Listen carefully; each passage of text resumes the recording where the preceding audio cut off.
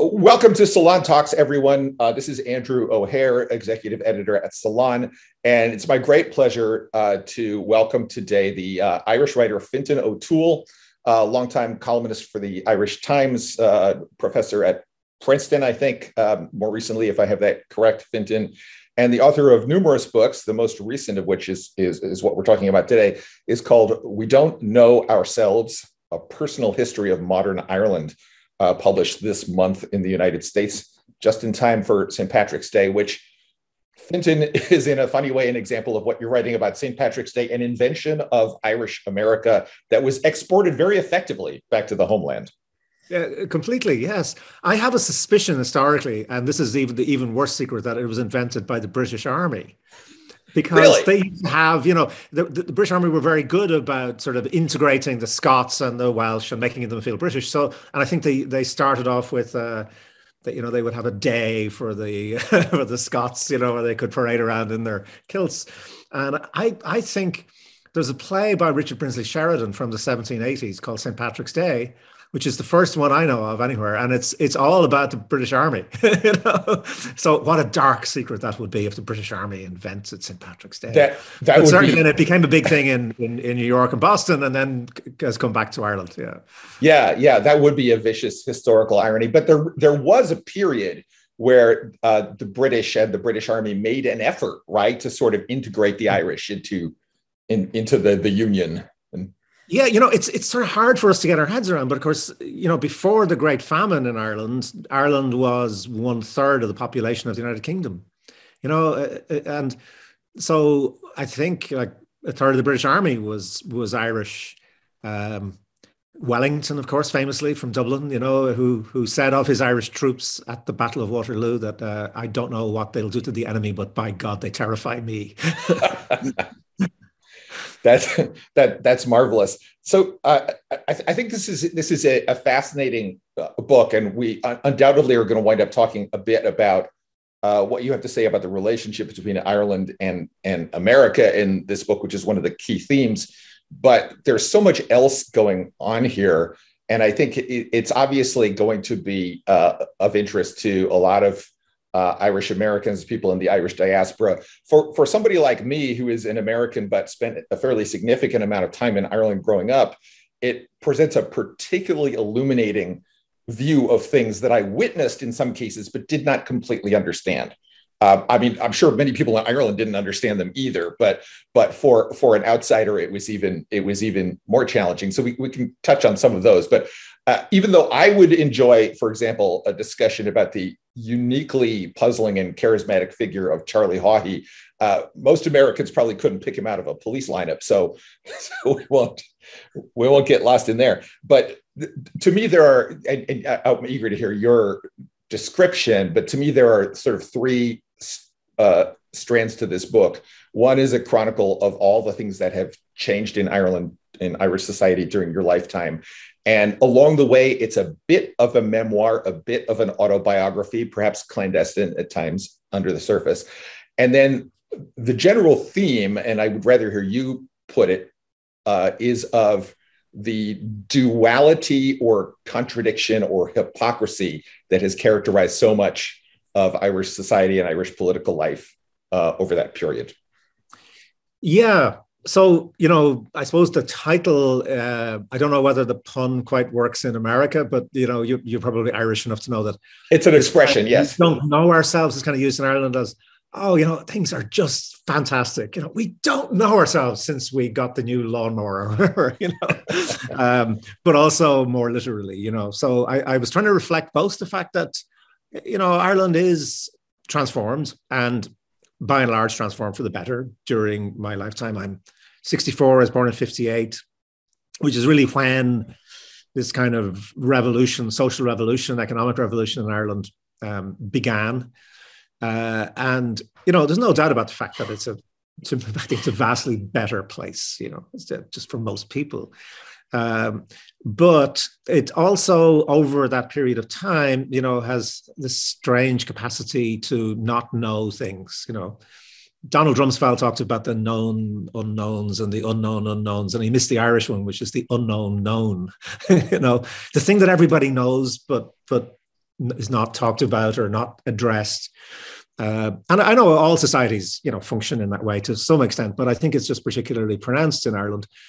And I think it is so because, in a way, that year I was born in 58, Ireland was doing the sort of thing you usually do with a bloody revolution, but doing it kind of pretending it wasn't really doing it, to doing it kind of peacefully and slowly, which was essentially deciding to be modern, to undergo this process of modernity, which in many ways it had missed out on.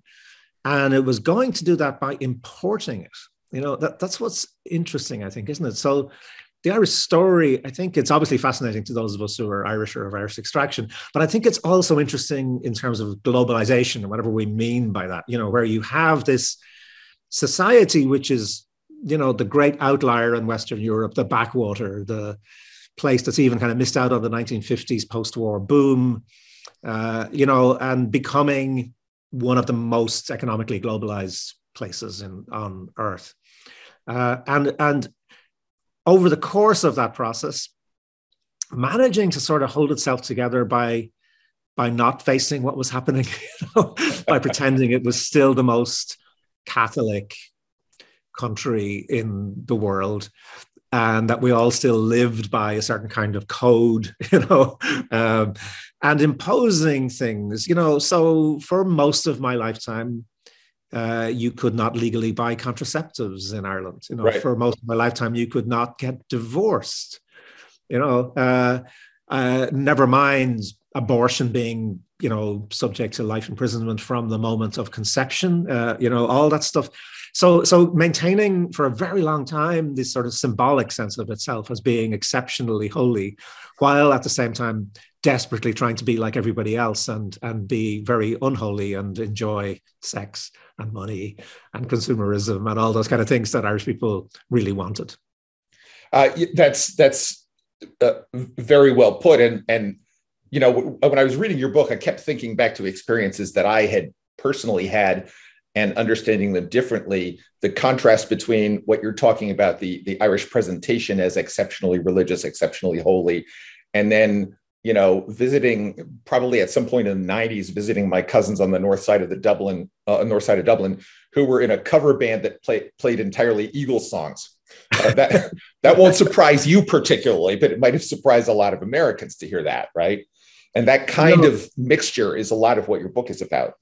Yeah, and in one way, it's the source of Irish creativity and imagination. Being able to live in two worlds at the same time is pretty good for writing, and maybe it's one of the reasons why Ireland tends to punch above its weight in literary terms, but socially, of course, it can be very destructive, because it means there's a lot of cruelty involved, and Ireland's self-image as the most Catholic nation on earth and all that, of course, was purchased at the expense of vulnerable people, particularly women and children. There had to be a kind of terror, which was, we are going to maintain this facade and this fiction really over your body, over not your dead body, but your living body, if you step out of line.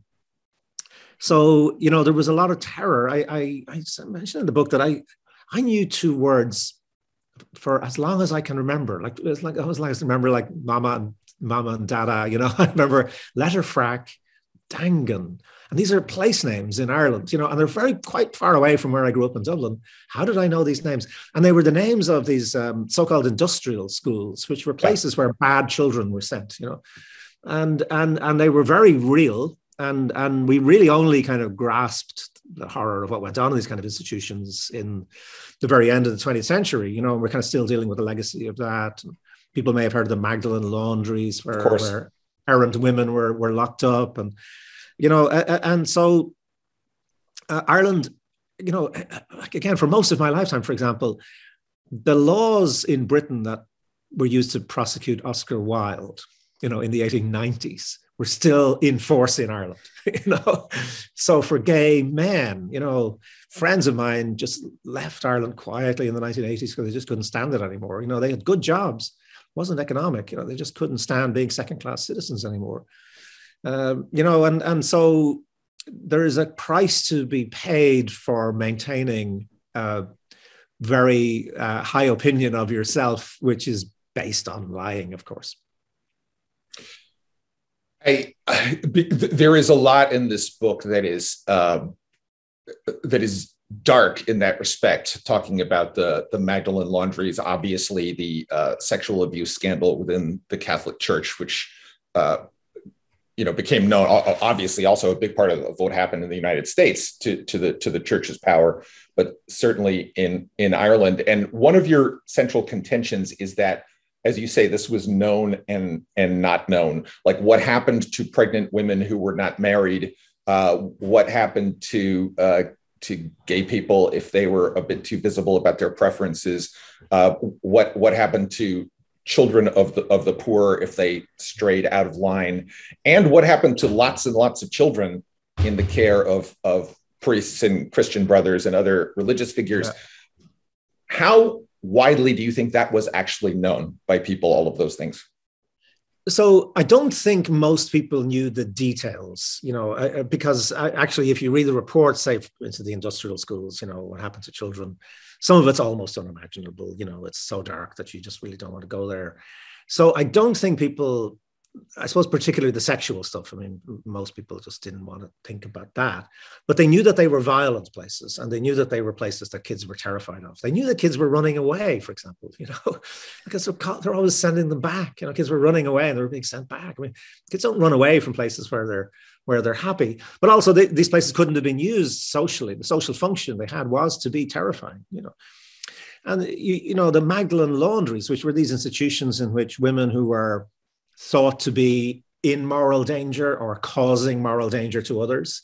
I mean, very often just young women who were, disobedient in some way or whatever, or could be just locked up in these laundries. And essentially they were slave institutions. I mean, this was slave labor. They were forced to work in cleaning, thinking about the symbolism of this, like cleaning the dirty laundry, literally, of the society.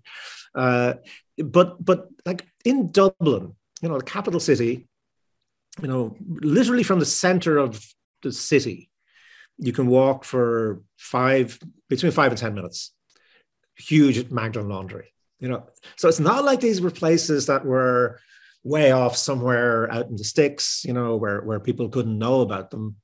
I mean, they were very much part of the society, and they couldn't really have functioned in the way they were supposed to function if they weren't. They sort of had to be quite visible. And then you had to be able somehow mentally to, send your laundry down to be done by these incarcerated young women and think that was okay, and not connect the two things. And, again, I'm not saying Ireland is unique in this, we know historically, right, that, people's capacity to see evil around them and not comprehend it or not take it into their view of the world is very strong. But I think there's a particular Irish thing, which is to do with mass emigration, which people in America know all about, because if you've done generation after generation of raising your children for export, it does something, I think, about this idea of you have to compartmentalize. I mean, how could you raise a kid, and think, particularly for so much of the history when it wasn't like, you can fly over to New York and do your shopping, it was death. It was like, I mean, Ireland, as they used to have really up to the 1940s, 1950s, there was this thing called the American Wake. And the American Wake was you would more or less have somebody's funeral before they left for America because you'd never see them again. The odds that they would ever come back even for a visit were pretty small in those years. Very small. Yeah. So that does something to the mentality, I think, doesn't it, over a long time, where you get used to saying the people who left are gone. That's it, and we don't really want to know too much about them because it's too painful. And if we do, it's sort of, we'll just sell them an image of Ireland we think they would like, which is, it's still, nice thatched cottages and lovely red-haired maidens and the quiet man and, all that stuff is fine. And if you like that, that's absolutely grand. We'll play up to it somehow, and I think that's one of the reasons why you have this neurosis. Well, it's interesting you bring that up because I think that there was a tendency through those years, and you talk about this a little bit, to present a sort of sentimental narrative about Ireland, even though people in Ireland really didn't believe in that. That was an exportable commodity that maybe in a way helped to cover up some of the realities that people didn't want to talk about. And I certainly was dimly aware of certain contradictions between the growing up in America, the image of Ireland that I inherited, and then what I saw on the ground when I was there. And I guess what your book made me aware of is that to some extent, the Irish in Ireland did participate in creating and exporting that narrative. Very much, and it's on a loop, isn't it? Which is we reinforce your dreams of Ireland, and then you come back and tell us how wonderful Ireland is because you're living up to this. And the key moment in this, I kind of wrote a chapter in the book really about this, was John F. Kennedy's visit in 1960. That's marvelous. Yes, is the sort of the epitome of all of this, because Kennedy is the Irish dream, which is the Irish Catholic family who've left poor Ireland, and the pinnacle. He's in the White House. He's not just in the White House, like he's young, he's glamorous, he's beautiful, he's sexy, although we never said sexy back then. And of course, there was this image of himself and Jackie and the children as the perfect Irish Catholic family, which we all now know is completely true, of course. John F. Kennedy never looked with another woman. But, so he comes back to Ireland. It was really important to him. I didn't need to, I think all his advisors thought he was completely nuts. What are you, like 3 days going around Ireland, going around villages in Ireland to people to, adore you? Is this, why do you need this? Why? So, there's also the Irish American need for that validation somehow. Absolutely. Was very interesting, and our need for him, and so I describe in the book as it's not something that you find in most accounts of that visit, which is like there was a garden party in the president's. We are head of state as the president, but it's not like the American president. It's kind of symbolic head of state. Yes. But he has a lovely kind of mansion in Dublin and nice grounds, and there was a big garden party, and all the great and good of Irish society are invited to the garden party, And they all every, I was just about to description, every hat, every fancy hat shop in Dublin, they're sold out. You can't buy an expensive hat. It's the big thing. And then they have a riot. So Kennedy comes out with the Irish president, who was a very old man, like a hero of the 1916 rebellion, and they rush at them, they nearly knock over the ancient Irish president, just to try to get at JFK to touch him, say, Jack, look at me, and it's a bizarre moment of loss of control. And it's almost where all this stuff that you're talking about kind of begins to look completely crazy, which it is, which is that there's some illusion here that we need you to recognize us, and it's almost personal. I want you to look at me. I want you to, when I wave at you, I want you to look at me. And Kennedy himself in his speeches does this stuff, which is, looking back on it, it's amazing, So he does this speech in New Ross, which is where his ancestors came from, kind of a nice small town on the south coast, but pretty depressed kind of place back then. And he does this speech, is basically saying, if I hadn't left, I might be working over there in that factory. And the factory is like pretty shit. It's really pretty terrible. And it's it's funny, and but it's also saying if I'd stayed here, I'd be just a schmuck like you, and look at me now, it's a funny kind of strange kind of symbiotic relationship, really, of Irish America wanting to be validated as having sort of overcome all of these terrible Irish circumstances, and Ireland was just trying to modernize itself, sort of wanting to be accepted as being like America and on the road to becoming properly American. How do you reckon? I mean, there's a lot of this in the book, but how do you reckon with the concerns that I heard from various directions over the last 20 or so years about, is Ireland becoming too Americanized? First, we have to decide what the question means. But you do write about the, frankly, I'll say it, ridiculous houses that some people built that struck me and many other people as entirely inappropriate. I believe, is it Patrick McCabe in one of his books describes a certain kind of property as the fuck me house, because it's what you say when you go around the bend in the road and see it in front of you. But that aside, I know there's been a lot of sort of tension around that question. Like, is there some important national identity that we're sacrificing in this process? I think you make a pretty convincing argument that there isn't, or that the national identity was always about absorbing and creating change. But you speak to that. Yeah, so I suppose, you're absolutely right, Andrew. It's a huge concern in the 1960s and 70s among artists and intellectuals and the poets. And it's not unreasonable, right? Which is to say, okay, we've opened the place up now to all this American industry. We've sort of adopted JFK, and particularly, of course, in death as our icon. What about all that revolutionary history? What about all the Irish language, the music, the deep sense of a very kind of localized identity? What's going to happen to that? And you see that it wasn't unreasonable, because that traditional Irish culture was extraordinary. I don't feel like,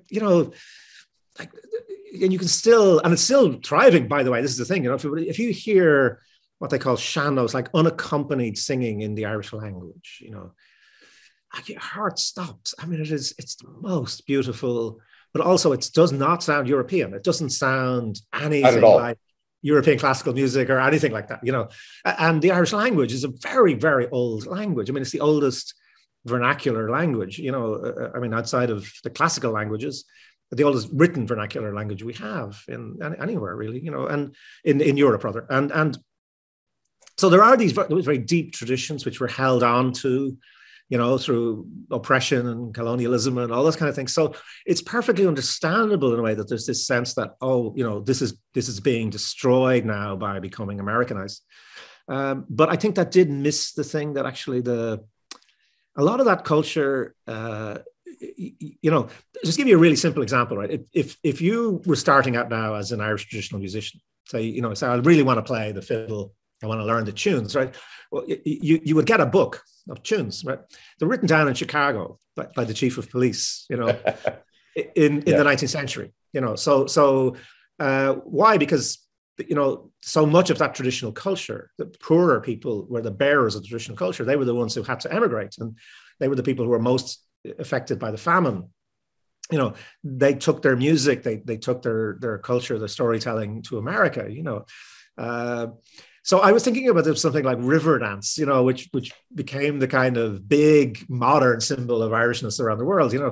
And a lot of people were kind of complaining about it as kind of strip mining traditional Irish culture and all that. So I loved it. I thought, it was actually very truthful in a way, because it's Broadway plus traditional Irish dancing. But Broadway itself, like, George M. Keohane, the statue in Broadway, like, yes, George M. Keohane, they were like from Kerry, they used, it was Irish dancing. It was, and then refashioned for an American commercial world. So, this circular process of stuff coming and going, I think is more the way to think about the way the culture really works. And so I was never really hung up on it, and I think oddly, I think if you said to people like, what's your culture? Well, it's actually like being able to stay in my own country would be a start. Not being locked up by some lunatic who thinks I'm a moral danger would be a start. Being able to be the person that I am and tell the story that I want to tell. And if you look at it now, I mean, there's an astonishing flowering of Irish writing, and particularly writing by young Irish women. The Sally Rooney phenomenon, I suppose, is what people think about it as, but it's not just Sally. I find it as a reader, in a really good way, stressful, because it's really hard to keep up with. Who's the new writer I need to know about? So I don't think the culture has been, in that sense, weakened or adulterated. I think it's actually kind of finding its feet in negotiating between its own indigenous local instincts and this very globalized world that it exists in.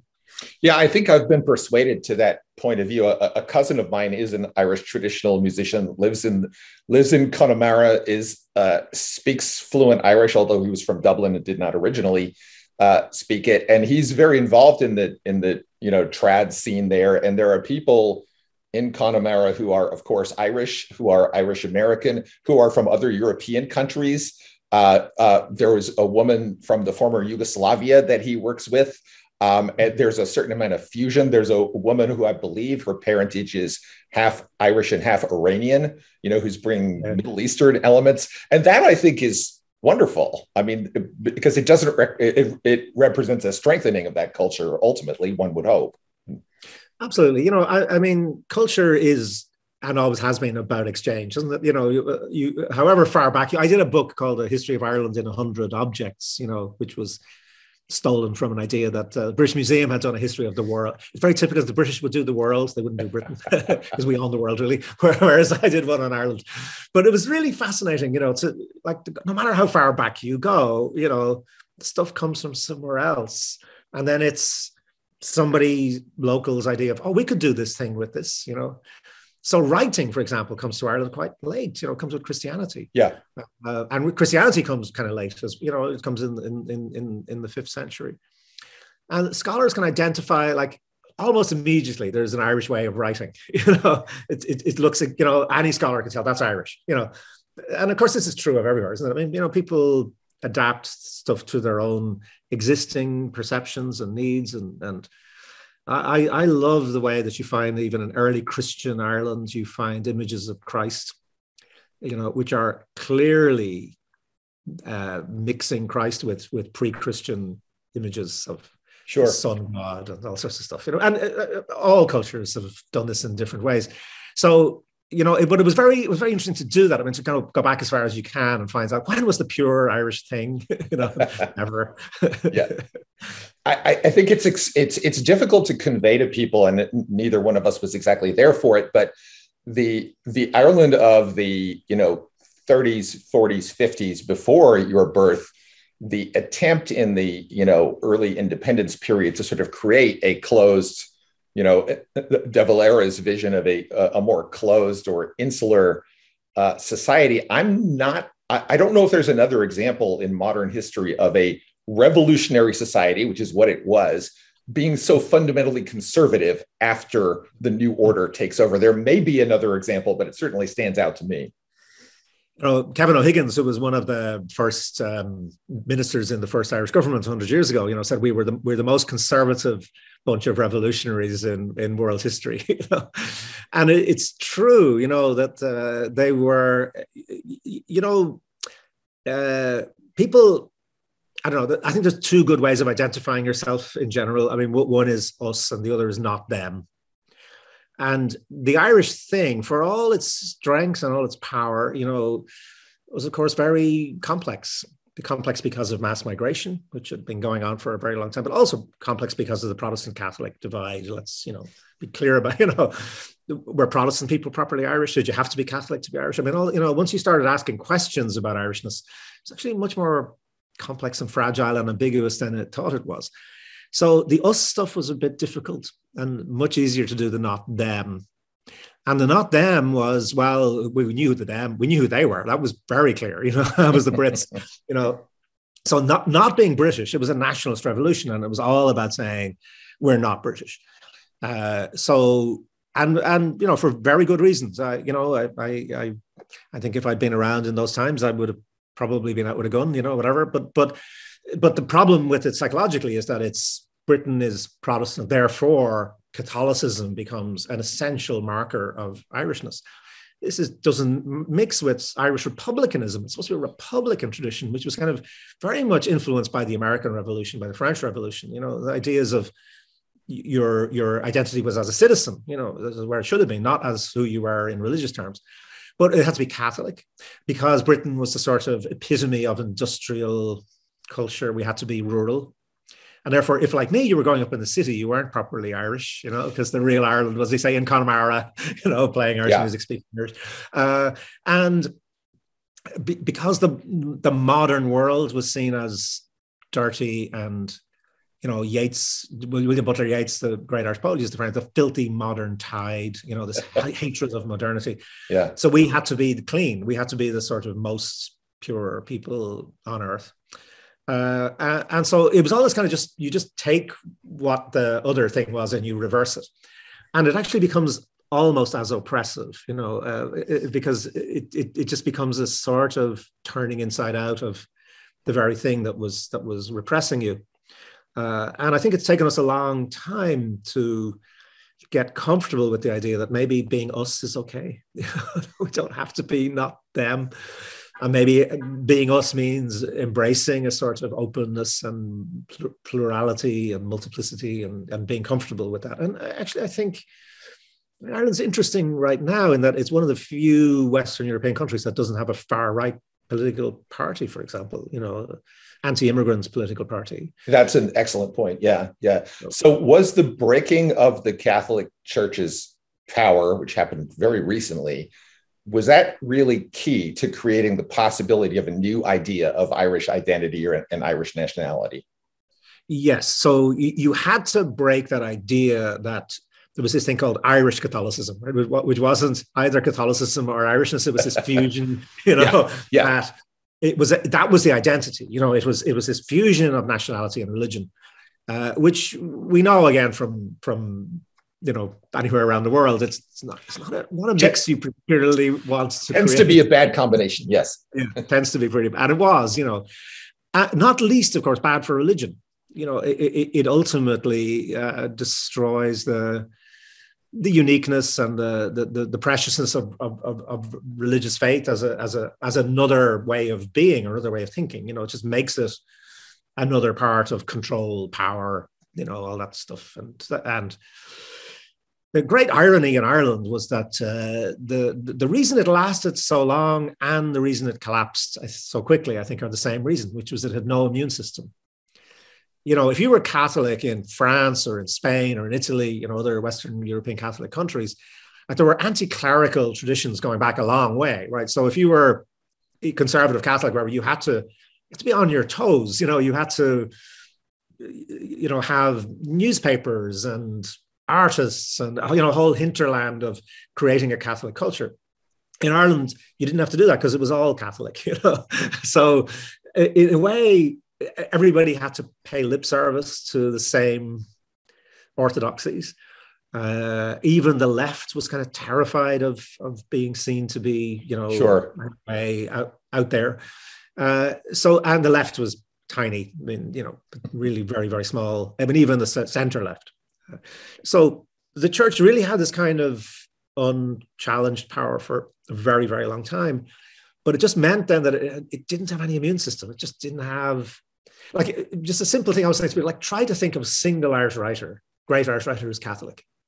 I mean, isn't it weird? Isn't it weird? Very strange. Yes. You think about this incredibly Catholic culture where over 90% of the population is not just Catholic, but believing, practicing Catholic.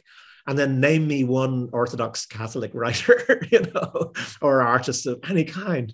So, it's like the whole of the Irish imagination had to migrate out of this very repressive culture, which meant that it just didn't have these weapons, these kind of deeper roots of having a place in the Irish imagination. And so one thing I try to describe or map in the book in a way, because it is compartmentalization again, that, that even people who were doing what they thought they should do as Catholics, had very mixed feelings about what's really going on.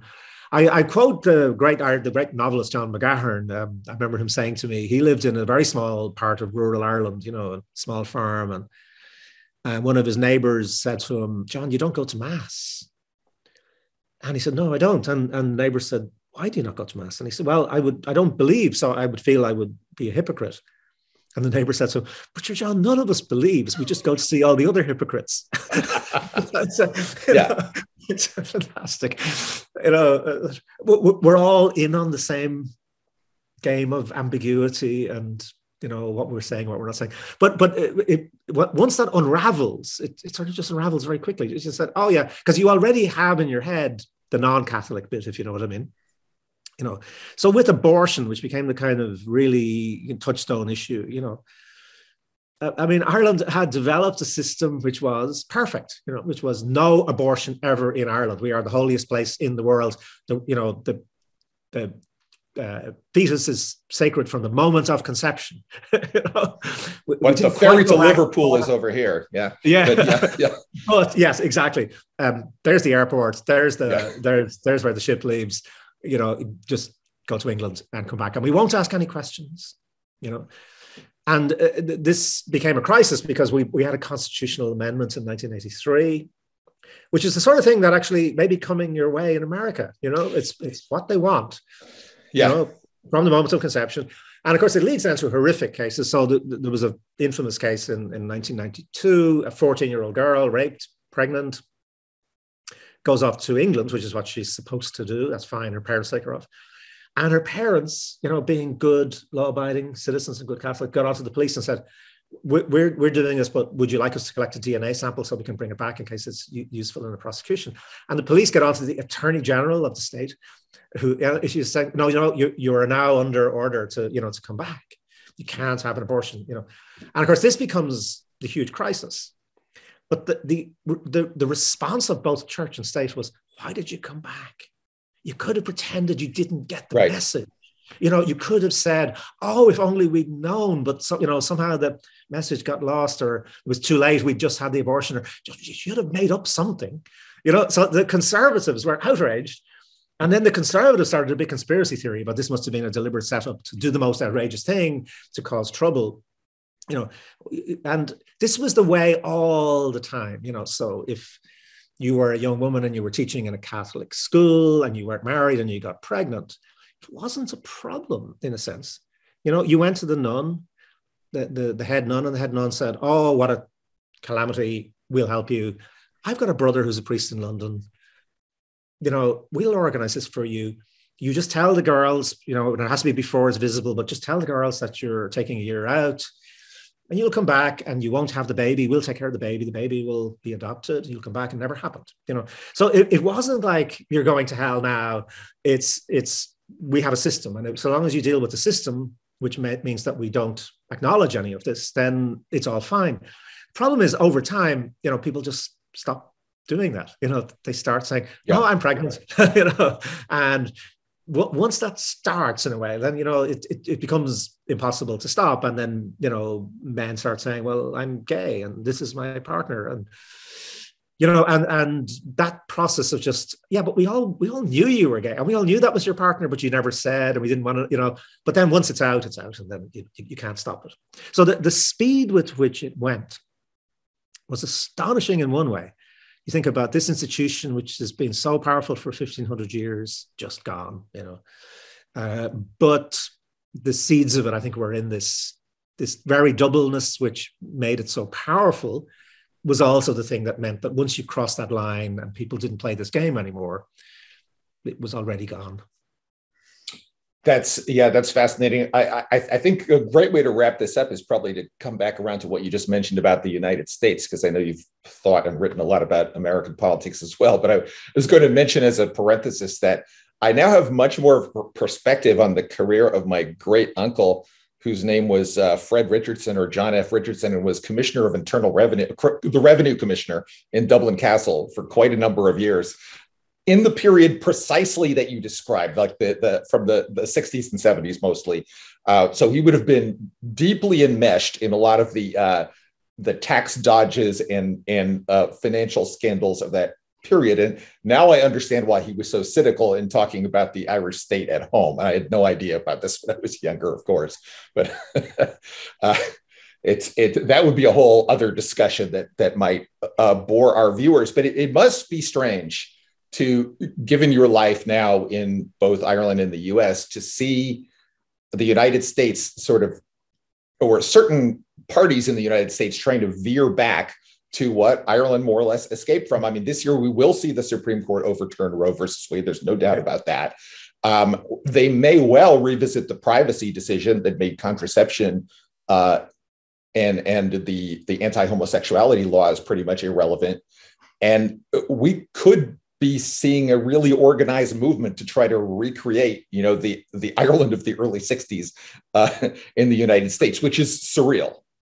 It is completely surreal, and I would have thought, like, if there's anything in my book that might be also be, I hope it's kind of enjoyable and pleasurable, but also it's kind of a warning, right? Which is, you really don't want to go there, You really don't want to go back to a theocracy, which is essentially what a lot of the American right is pushing for, right? Is to redefine American citizenship as fundamentally religious, and to bring those religious values then as a way, of course, kind of reconstructing a kind of white supremacy. It's another way of doing that, isn't it?